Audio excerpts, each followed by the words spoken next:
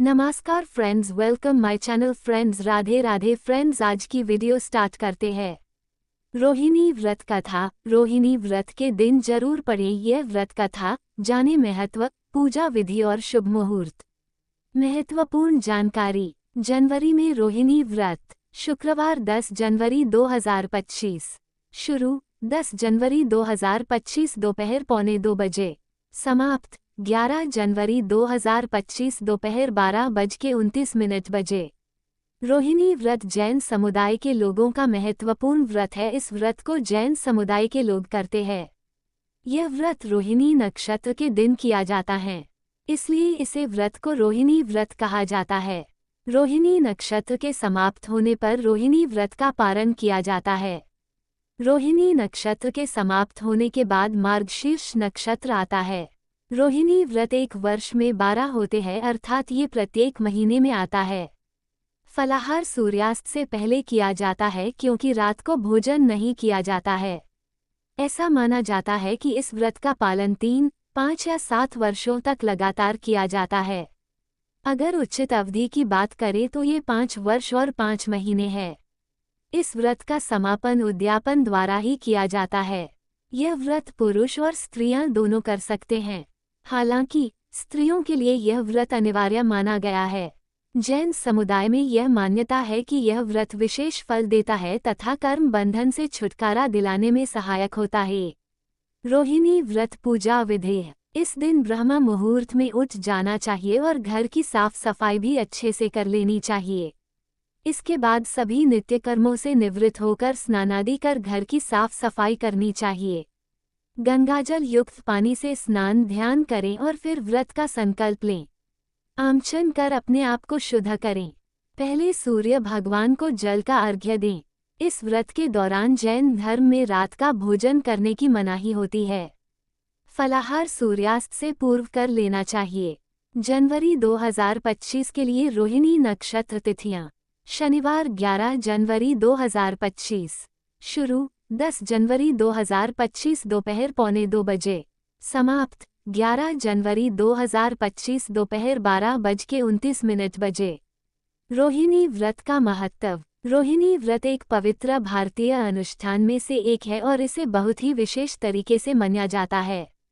ये त्योहार मुख्य रूप से जैन समुदाय द्वारा मनाया जाता है, लेकिन आजकल अन्य धर्म के लोग भी इसका पालन करते हैं ताकि ईश्वर का विशेष आशीर्वाद प्राप्त कर सके। अनुष्ठान तब शुरू होता है जब रोहिणी नक्षत्र सूर्योदय के बाद आकाश में उगता है और यह बहुत ही अद्भुत नज़ारा लगता है। यह आपके प्रकृति के करीब भी ले जाता है। ये घटना 27 दिनों में एक बार होती है और यह आकाश में देखने पर बहुत ही प्यारी लगती है। जैनियों के लिए इस व्रत का दिन अत्यधिक महत्वपूर्ण माना जाता है।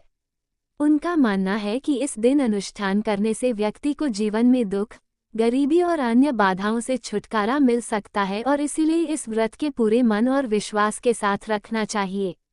जैन और हिंदू कैलेंडर के अनुसार रोहिणी के शुभ अवसर को 27 नक्षत्रों में से एक माना जाता है। रोहिणी नक्षत्र का व्रत मार्गशीर्ष नक्षत्र के उदय के साथ समाप्त होता है, जो रोहिणी नक्षत्र के अंत का संकेत है। कुल मिलाकर साल में कुल 12 रोहिणी व्रत आते हैं। रोहिणी व्रत का उपवास। रोहिणी नक्षत्र पर उपवास रखने की प्रथा न केवल उपवास का पालन करने वाले व्यक्ति को, बल्कि परिवार के सदस्यों के लिए भी बहुत फायदेमंद है। इस दिन उपवास समृद्धि, खुशी और परिवार में एकता बनाए रखने के लिए रखते हैं। महिलाएं अपने पति की लंबी उम्र और सलामती के लिए व्रत भी रखती हैं। जैन घरों में कई महिलाएं अपने घर में राज करने के लिए शांति के लिए उपवास रखती हैं। रोहिणी व्रत के अनुष्ठान। महिलाएं सुबह जल्दी उठती हैं और पवित्र स्नान करके स्वच्छ कपड़े पहनती है। जैन भगवंतों की एक मूर्ति अर्थात वासुज्य को प्रार्थना की पेशकश के लिए रखा गया है। पूजा के बाद महिलाओं का उपवास शुरू हो जाता है और उपवास अगले मार्गशीर्ष नक्षत्र के उदय होने के बाद समाप्त होता है। रोहिणी व्रत के उपवास के लाभ। रोहिणी व्रत प्रभु से सुख और आशीर्वाद लेने के लिए मनाया जाता है। घरों में खुशहाली लाने के लिए इसे महत्वपूर्ण व्रत माना जाता है। ये पतियों के लंबे जीवन, बीमारी से उबरने के लिए तथा उनके जीवन से परेशानियों को खत्म करने के लिए रखा जाता है।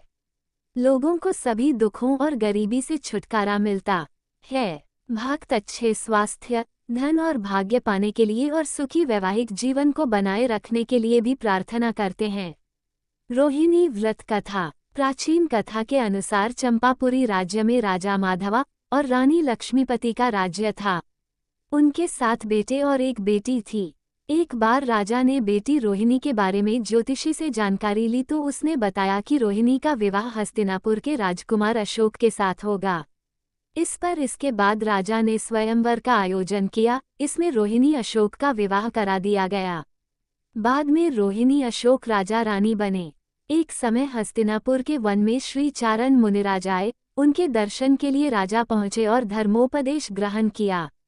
बाद में पूछा कि उनकी रानी शांतचित क्यों है। तब उन्होंने बताया कि इसी नगर में एक समय में वस्तुपाल नाम का राजा था, जिसका धनमित्र नाम का मित्र था, जिसकी दुर्गंधा नाम की कन्या पैदा हुई। लेकिन धनमित्र परेशान रहता था कि उसकी बेटी से विवाह कौन करेगा। लेकिन बाद में उसने धन का लालच देकर वस्तुपाल के बेटे श्रीशेन से दुर्गंधा का विवाह कर दिया। इधर दुर्गंधा की दुर्गंध से परेशान होकर श्रीशेन 1 माह में ही कहीं चला गया। ये भी पढ़ें त्रिग्राही योग। मिथुन राशि में 3 बड़े ग्रह बना रहे त्रिग्रही योग। जानिए किन राशियों को होगा धन लाभ। इसी समय अमृतसेन मुनिराज वहां आए। धनमित्र और दुर्गंधा उनके दर्शन के लिए पहुंचे। यहाँ धनमित्र ने दुर्गंधा के भविष्य के विषय में पूछा तो उन्होंने बताया कि गिरनार पर्वत के पास एक नगर में भूपाल नाम के राजा का राज्य था। राजा की सिंधुमती नाम की रानी थी। एक दिन राजा रानी वन जा रहे थे, तभी मुनिराज को देखा तो रानी को घर लौटकर आहार की व्यवस्था करने को कहा।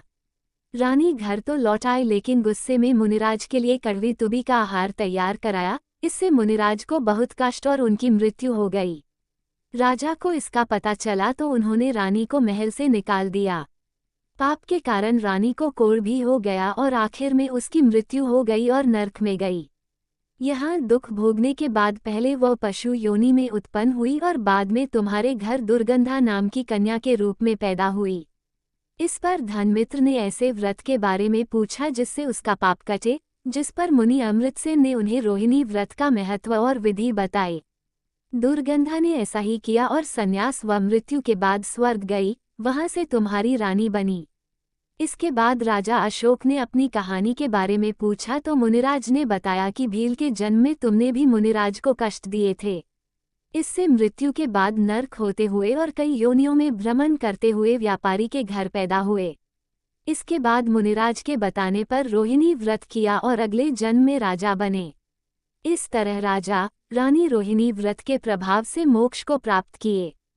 फ्रेंड्स, हमारे वीडियो कैसे लगा है जरूर कमेंट करके बोलना। Friends please like comment subscribe और शेयर करना नहीं भूलना। Friends please full video watch करना नहीं भूलना। और friends thank you so much और धन्यवाद। राधे राधे फ्रेंड्स।